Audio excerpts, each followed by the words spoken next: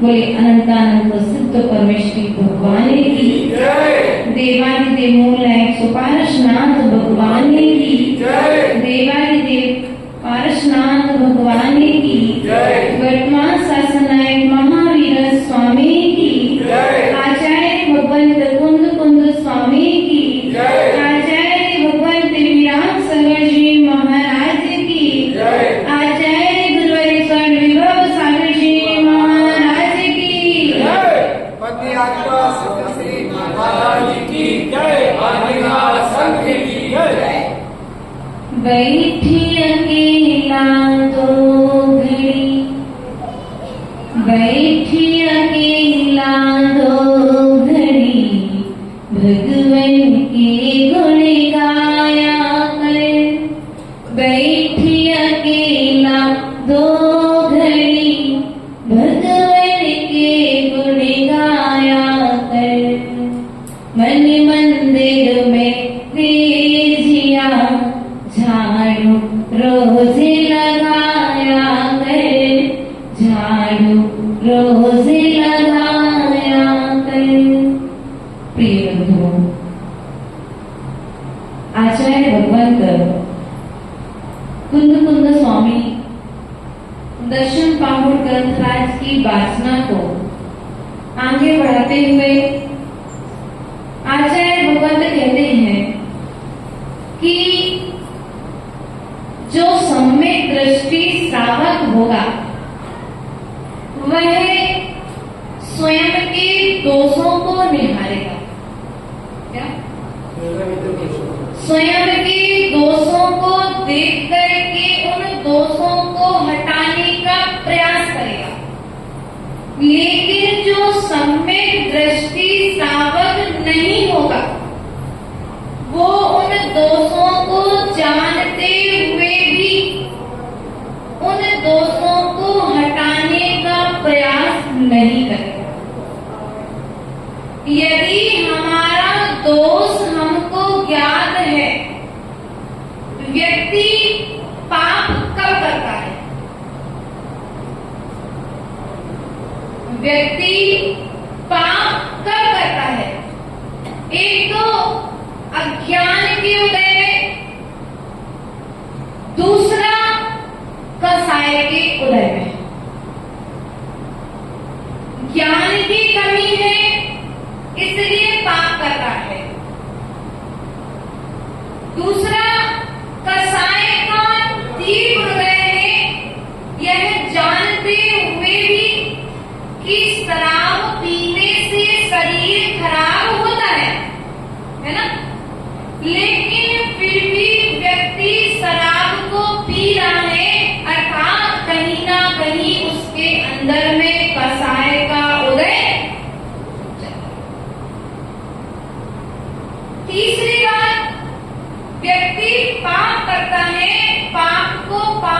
नहीं जानता है तब। क्या?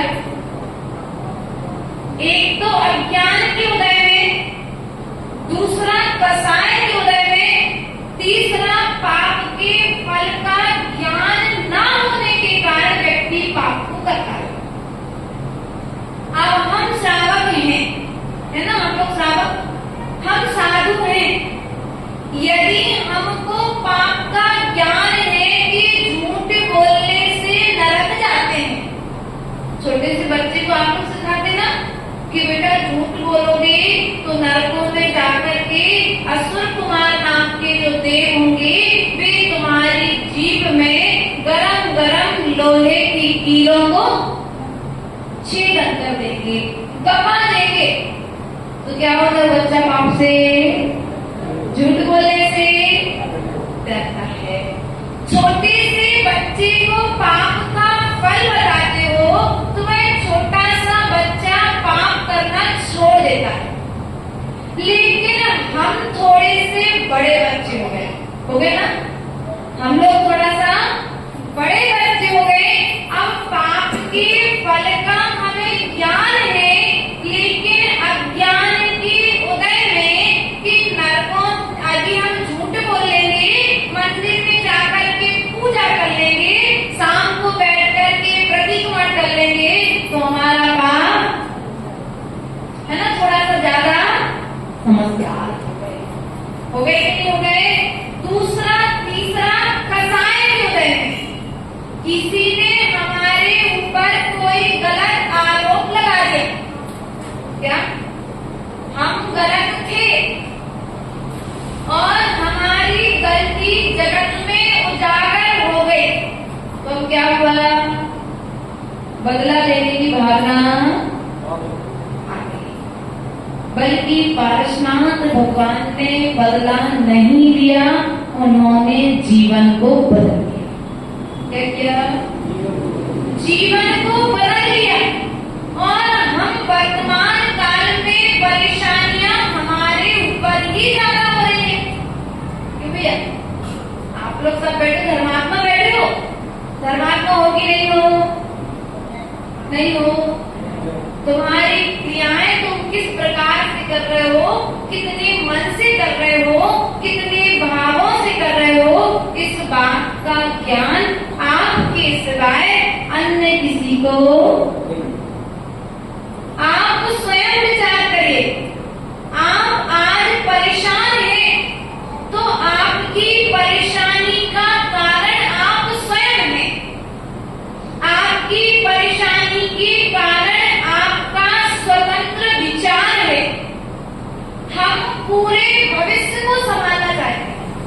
तो संभालना चाहते हैं हमारा भविष्य जो अभी आया नहीं है, हम उसे संभालना चाहते हैं, लेकिन आज को बिगाड़ रहे हैं। आचार्य भगवत मानकुंभ स्वामी ने भविष्य नहीं संभाला। क्या? आचार्य भगवत मानकुंभ स्वामी ने भविष्य को नहीं संभाला, उन्होंने वर्तमान को संभालने की बात की। और यदि हम कहते साल के 365 दिन नहीं संभालना आपको, मात्र आज का दिन संभालना है। क्या? क्या? मात्र मुझे आज के दिन कोई पाप, सुबह से उठो, आज के दिन मुझे क्या क्या कार्य करना है, मुझे आज के दिन झूठ नहीं बोलना है, मुझे आज के दिन क्रोध नहीं करना है, मुझे आज के दिन मायाचारी नहीं करना है, मुझे आज के दिन अभिषेक करना है, मुझे आज के दिन पूजन करना है। वो चार्ट रोज अपने सामने टांग लो। मात्र मुझे एक दिन संभालना है। क्या करना? हमारी स्थिति उस वैसाखी नंदन की तरह है कि हम आज तो नहीं संभाल रहे, लेकिन भविष्य की तैयारी में लगेंगे। जो भविष्य अभी भविष्य के गर्भ में है, जो उदय में आया नहीं है, उस भविष्य को तुम आज संभालना चाहते हो। महात्मा स्वामी कहते हैं भविष्य को मत संभालो माताओं, भविष्य को मत संभालो मेरे भैया, आप मात्र वर्तमान को संभालो। किसको संभालना है?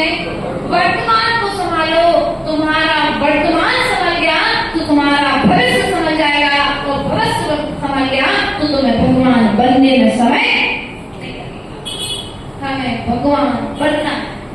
मैं भगवान बन के रहूंगा। संकल्प है कि नहीं है?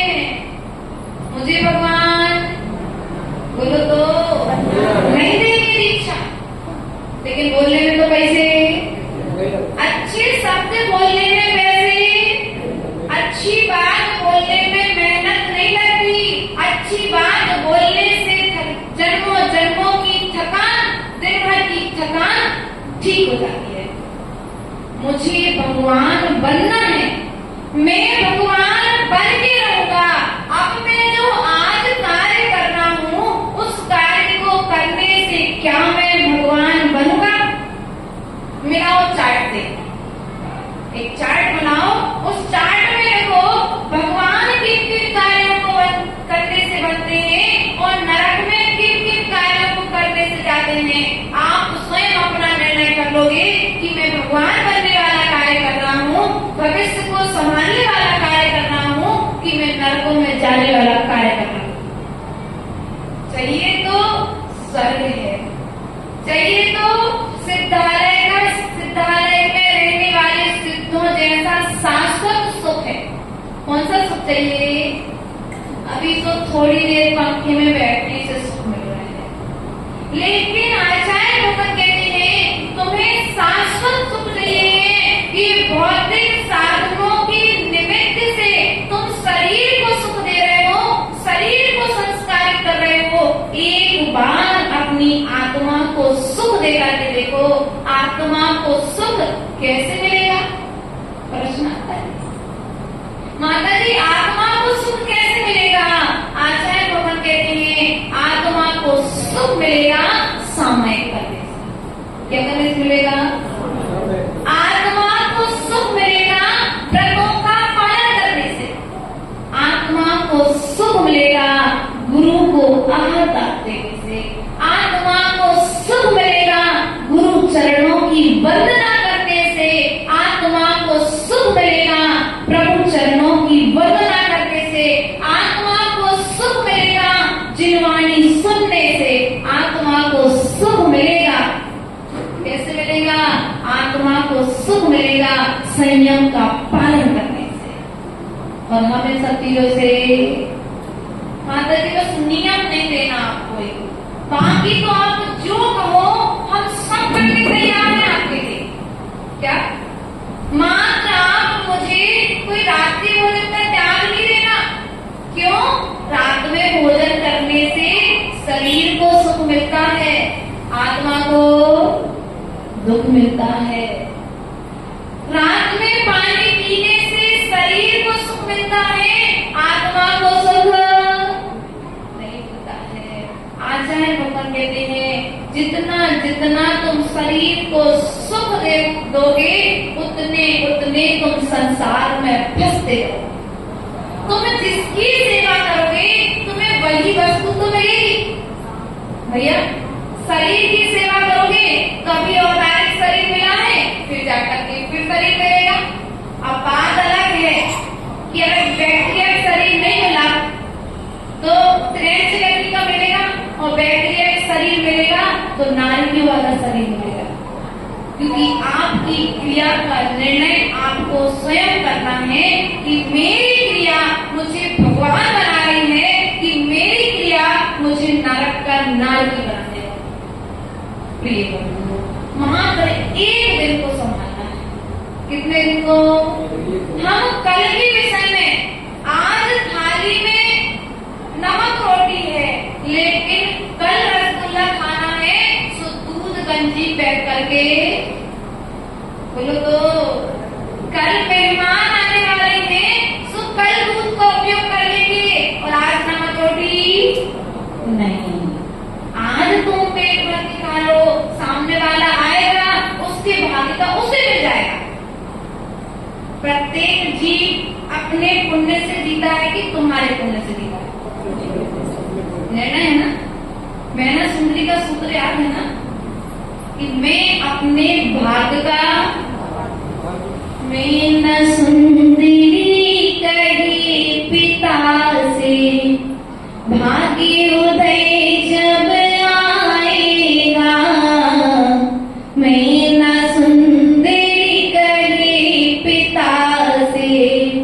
भागी उदय जब आएगा, कोटिपति जो दिया आपने, कामदेव बन जाएगा।